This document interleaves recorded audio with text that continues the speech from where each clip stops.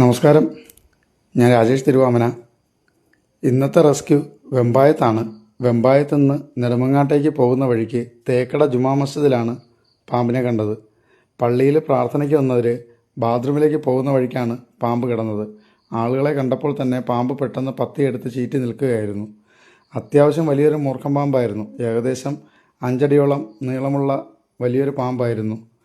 ഇദ്ദേഹം ആരും കാണാതെ പാത്രങ്ങൾക്കിടയിലേക്ക് ഒളിക്കാൻ ശ്രമിക്കുകയായിരുന്നു. ആൾ വന്നപ്പോൾ തന്നെ അത്രയും വലിയ പാമ്പിനെ കണ്ടപ്പോൾ തന്നെ എല്ലാവരും നന്നായി ഭയന്നുപോയി.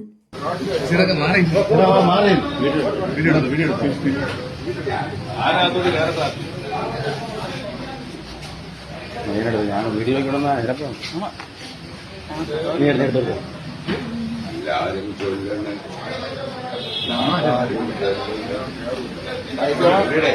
അലക്കല്ലേ